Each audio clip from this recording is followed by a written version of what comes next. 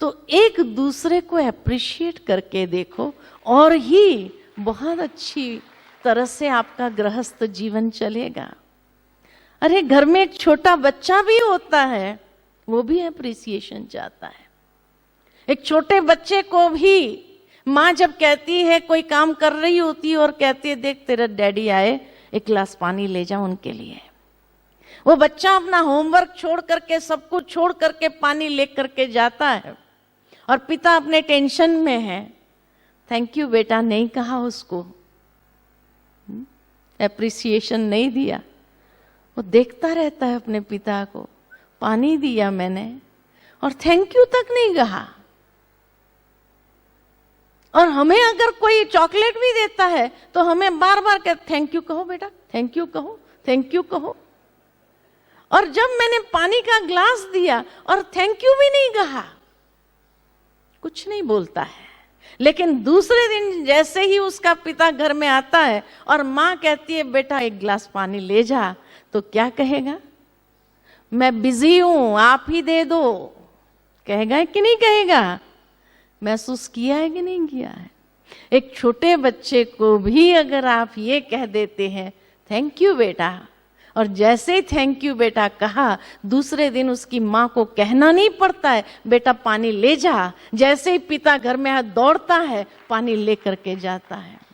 Appreciation किसको नहीं चाहिए? किसको नहीं चाहिए? और इसीलिए जब एप्रिसिएशन के दो शब्द किसी को मिल जाते हैं सुनने के लिए, उसके बाद उसका एटीट्यूड देखो आपके तरफ किस तरह का हो जाता है। उसका विश्वास, उसकी श्रद्धा किस तरह से आपके प्रति बढ़ जाती है। तो अभिमान से मुक्त रहने के लिए एप्रिसिएशन बहुत सुंदर, सहज और सरल विधि है। कारोबार हो या गृहस्थ जीवन हो, बहुत सुंदर वो गृहस्थ जीवन चलने लगेगा। कई प्रकार के आर्ग्यूमेंट समाप्त हो जाएंगे। एप्रिसिएशन वो जादू का काम करता है। और भगवान अर्जुन को यही बात समझाते हैं कि अभिमान से मुक्त जिसकी बुद्धि ज्ञान में स्थिर है, यानी नॉलेज को, समझदारी को इनकलकेट किया हुआ है, वो अंदर से तृप्त रहते हैं, संतुष्ट रहते हैं। और यज्ञ के लिए ही कर्म करने वाला वो अपना आत्मशुद्धिकरण का कर्म करता है। दूसरों को एप्रिशिएट कर लिया, मोटिवेशन के दो शब्द कह दिए, तो जरूर है उससे हमें भी प्रसन्नता होती है, हमें भी एक सेटिस्फैक्शन मिलता है, और उससे हमारा जीवन रूपी यज्ञ बहुत शुद्ध, निर्मल हो जाता है। किसी को अच्छी बात अगर कही, एप्रिसिएशन के दो शब्द कहे, उससे हम छोटे थोड़ी हो जाते हैं और ही उसकी नजरों में हम बड़े हो जाते हैं। तो मान देने से मान स्वतः मिलता है।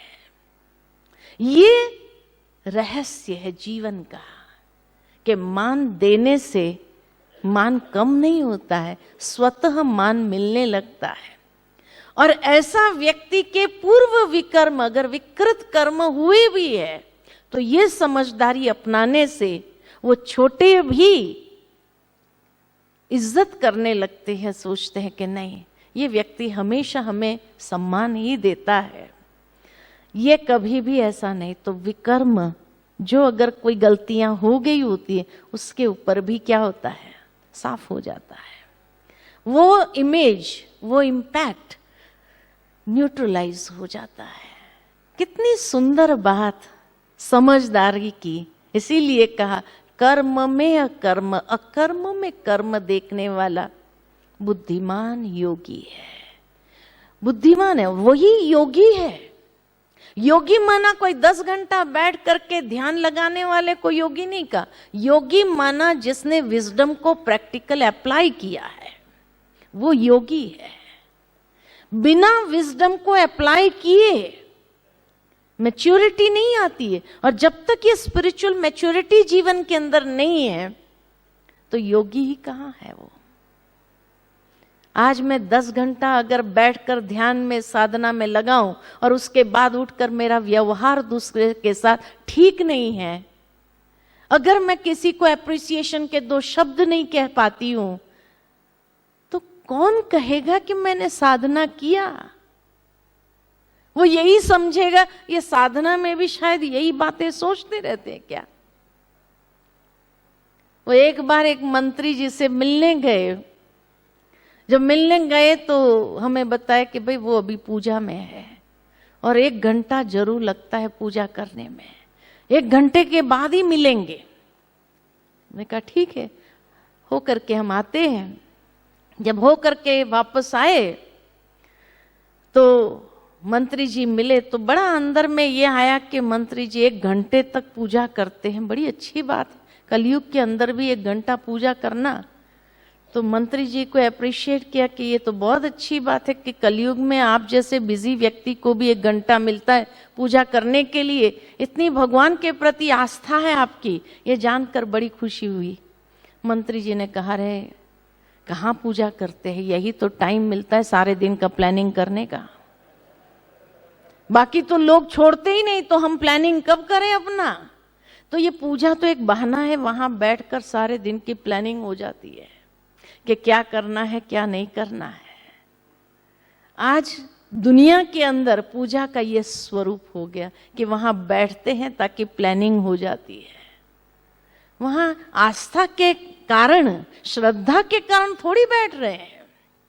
कहा नहीं तो लोग छोड़ते ही नहीं है, तो प्लानिंग कब करें हम अपने दिनचर्या का, है ना। तो पूजा ही एक वो सुरक्षित स्थान है कि जहां लोग डिस्टर्ब नहीं करते। भाई पूजा में है, पूजा में है। तो आज पूजा को भी किस तरीके से लोग इस्तेमाल कर रहे हैं जीवन के अंदर, सोचने की बात है। तो इसीलिए कहा कि जीवन के अंदर स्पिरिचुअल मैच्योरिटी बहुत जरूरी है। फिर अर्जुन का जो प्रश्न है कि हे प्रभु, सभी यज्ञ में श्रेष्ठ यज्ञ कौन सा है?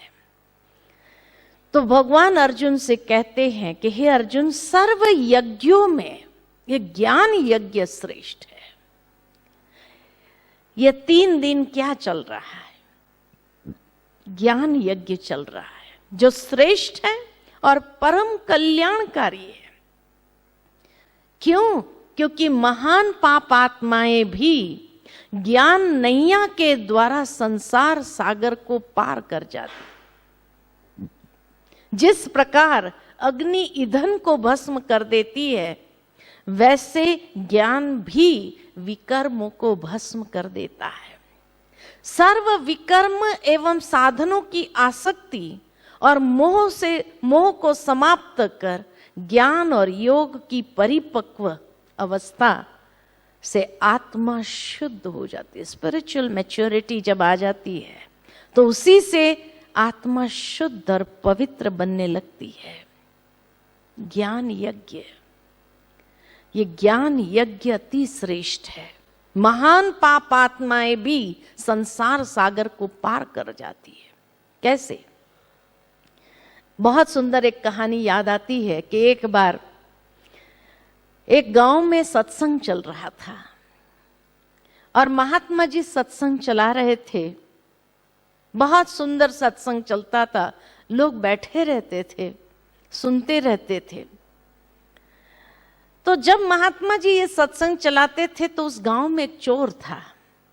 उस चोर ने सोचा अब 2 घंटे महात्मा जी का प्रवचन सब सुनने के लिए तो बैठे रहेंगे, कोई हिलने वाला नहीं है वहां से, ये अवसर बहुत अच्छा है चोरी करने का, तो आज अच्छी चोरी कर लेते हैं।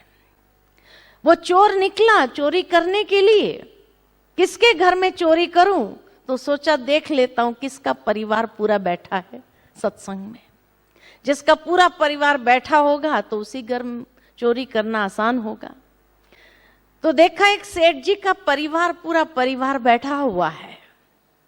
तो सोचा आज यही सेठ जी के घर में चोरी करने जाता हूं। जैसे ही वहां से निकला तो उस समय महात्मा जी अपने प्रवचन में कह रहे थे कि देवदूतों की परछाई नहीं होती है, अब उसको कोई मतलब नहीं था देवदूतों की परछाई हो या ना हो। चला वो तो चोरी करने के लिए, और चोरी करके अच्छा माल उसने हाथ कर लिया, और वहां से समेट करके जैसे ही अपने घर के तरफ जा रहा था, रास्ते में एक दूसरे चोर ने देखा, अच्छा इसने तो अच्छा हाथ मार लिया आज, और मुझे बिना मेहनत के ये सारा मिल जाए, ऐसी कोई तरकीब सोचनी पड़ेगी। उसके पीछे गया तो देखा कहां जाकर छुपाता है, तो देखा ये तो घर में ले गया और घर में जाकर के रख दिया। तो घर में रख दिया, अब घर में से निकलवाने के लिए कुछ तो तरकीब चलानी पड़ेगी। तो उसने सारा मेकअप करके देवदूत का वेश धारण किया और एकदम सामने जाकर खड़ा हो गया। वो बाहर बैठा हुआ था अपने झोपड़े के, वहां खड़ा हो गया और कहा, आज जो तूने एक भक्त के घर में चोरी की है, भगवान ने उस चीज को देखा है और मुझे भेजा है। मैं देवदूत हूं और तुम अगर ये सब समर्पण कर दो तो तुम उस पाप से मुक्त हो जाओगे। अब चोर है तो क्या हुआ, भगवान का डर किसको न लगे। उसने सोचा इतना जल्दी भगवान ने देवदूत भी भेज दिया, अब तो दे ही देना पड़ेगा, शायद सत्य होगा कि चोरी करके आए और भगवान ने देखा ही होगा, तभी देवदूत को इतना जल्दी मेरे पीछे भेज दिया। तो वो अंदर गया माल लेने के लिए कि समर्पण कर दूं सारा माल, और अंदर जाकर के जब उस कमरे की लाइट जलाई और खिड़की से उसका ध्यान गया तो लाइट के कारण वो देवदूत की परछाई दिखाई दी। उसको याद आया कि महात्मा जी अपने प्रवचन में तो कह रहे थे देवदूतों की परछाई नहीं होती है। वो अंदर से बड़ा डंडा उठा करके लाया और कहा, आज महात्मा जी के प्रवचन में मैंने सुना कि देवदूतों की परछाई नहीं होती है। तुम अगर सचमुच का देवदूत होता तो ये परछाई नहीं होती थी, लेकिन तेरी इतनी लंबी परछाई सिद्ध करता है कि तुम देवदूत नहीं, कोई फ्रॉड है। वो देवदूत भाग निकला वहां से जान बचा करके, और वो शांति से बैठ गया। चोर की पत्नी ये सारा कुछ देख रही थी।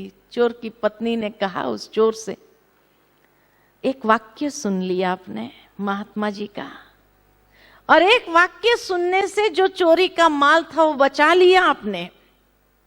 अगर सारा प्रवचन सुनते थे तो शायद जीवन का अनमोल खजाना आप बचा सकते थे। और वो बात ऐसी उसको हिट कर गई, पत्नी की बात इतनी जोर की उसको लगी उसके हृदय को, कि उसने सोचा सही बात है, और बस उसी दिन संकल्प कर लिया और वो चोरी का माल ले जा करके वो सेठ जी के दरवाजे पर छोड़ दिया, और उसके बाद रोज प्रवचन सुनने लगा।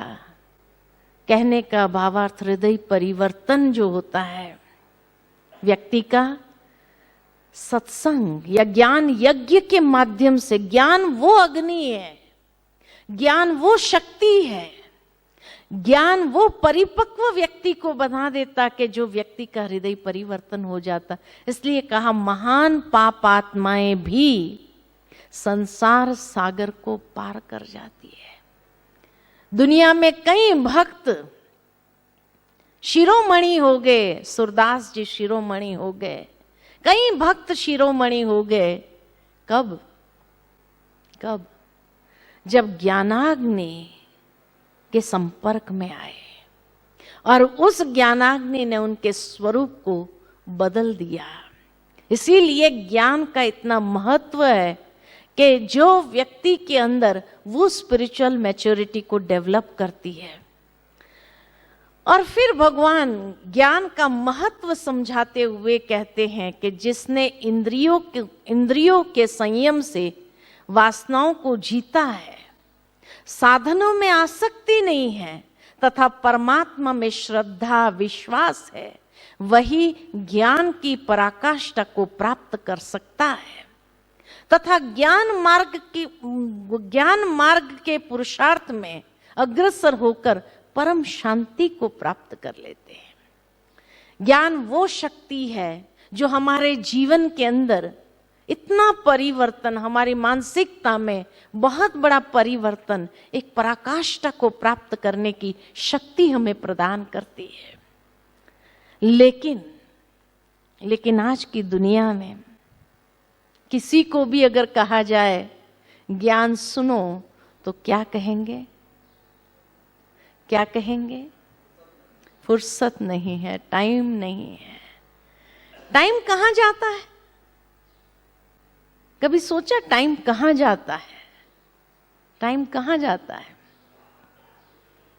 एक बार एक व्यक्ति था, नौजवान था, नौकरी ढूंढ रहा था। कई जगह गया नौकरी ढूंढने के लिए, हर कोई यही कह देता था कोई काम नहीं, कोई काम नहीं। बड़ा उदास हो गया कि अब जीवन में मैं क्या करूं, कुछ तो करना पड़ेगा। आखिर किसी ने उसको कह दिया फलाने सेठ जी के पास चला जा, वो जरूर तेरे को कोई ना कोई काम दे देगा। बड़ी आशा के साथ वो सेठ जी के पास आया। सेठ जी बड़ा लकड़े का व्यापारी था। सेठ जी ने पूछा क्या काम करोगे? कहा अरे मैं इतना शक्तिशाली हूं, कोई भी काम करूंगा, आप जो कहेंगे मैं करूंगा। कहा ठीक है। सेठ जी ने कहा कुछ लकड़े काटने हैं, बोलो काटोगे? हाँ काटूंगा। सेठ जी उसको पीछे गोदाम में ले गए, बड़ा लकड़े का ढेर था। कहा ये सारे लकड़े काटने हैं, बोलो काटोगे? बोले हाँ काटूंगा। उसके हाथ में कुल्हाड़ी पकड़ा दिया, कहा काटो। वो शुरू हो गया काटना। दिन के अंत में सेठ जी ने सोचा देखे तो सही वो लड़के ने क्या काम किया। चक्कर लगाने गए तो देखा सारे दिन में उस लड़के ने 25 लकड़े काटे थे। सेठ जी ने कहा तेरे में तो अच्छी एफिशिएंसी है, चल तेरी नौकरी पक्की, रोज सुबह 9 बजे आ जाने का, लकड़ा काटने का, दिन में 1 घंटा आराम मिलेगा और शाम को 5 बजे तक लकड़ा काटने का। कहा ठीक है।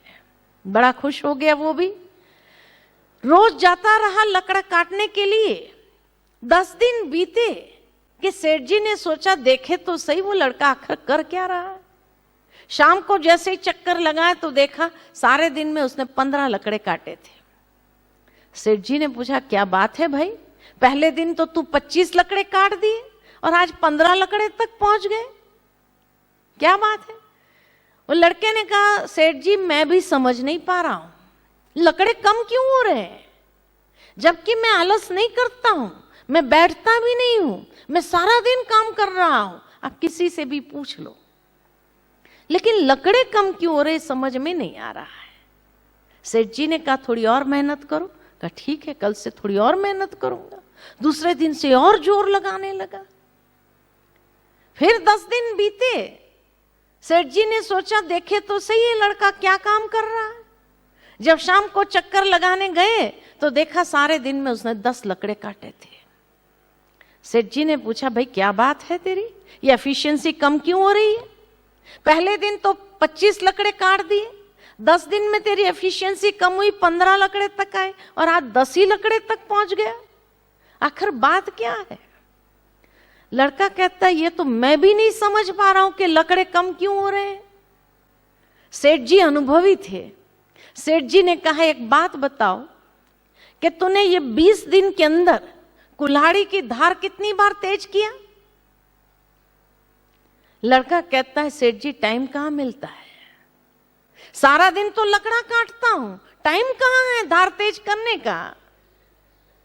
कहीं हमारी हालत भी यही तो नहीं है? हाँ, दिन प्रतिदिन एफिशिएंसी कम हो रही है, तनाव बढ़ता जा रहा है, मिसअंडरस्टैंडिंग्स क्रिएट हो रही है, अनेक रिश्तों में गड़बड़ हो रही है। हाँ? लेकिन उसको ठीक करने के लिए, बुद्धि की धार को तेज करने के लिए कहो तो कहते टाइम नहीं है। मेडिटेशन, ध्यान, आध्यात्मिकता, ये हमारी ये ज्ञान जो है ये बुद्धि की धार को तेज करता है। ये विजडम यही काम करता है कि धार को तीव्र करता है, तो कम समय में ज्यादा आउटपुट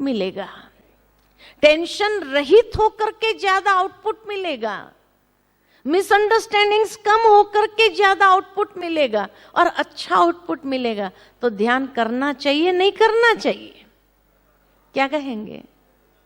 अगर फायदा है तो करना ही चाहिए, क्योंकि अगर उससे हमारी बैटरी चार्ज होती हो और धार तीव्र होती हो, तो जिससे हमारा आउटपुट जीवन के अंदर बिना स्ट्रेस के अगर अधिक होता हो तो, और अच्छा होता, क्वालिटेटिव आउटपुट होता है, तो धार तेज करनी चाहिए या नहीं करनी चाहिए? तो हमारा सारा समय किस में जा रहा है? चीजों को संवारने में जा रहा है या अपने रिश्तों को संवारने में जा रहा है? लेकिन बिना धार तेज किए कितना भी संवारने का प्रयत्न करो, वो संवरता नहीं है। लेकिन धार तेज करके देखो तो बहुत कुछ संवर जाता है। ये ज्ञानाग्नि है कि जो हमारे अंदर वो स्पिरिचुअल मैच्योरिटी को ले आता है, धार ऐसी तेज करता है जो संबंध बहुत सुंदर बनने लगता, कार्य क्षमता हमारी बढ़ जाती है, कार्य कुशलता हमारी बढ़ जाती है, कम समय के अंदर टेंशन रहित होने के कारण अच्छा आउटपुट होता है। तो करना चाहिए, नहीं करना चाहिए? तो टाइम मिलेगा या निकालना पड़ेगा?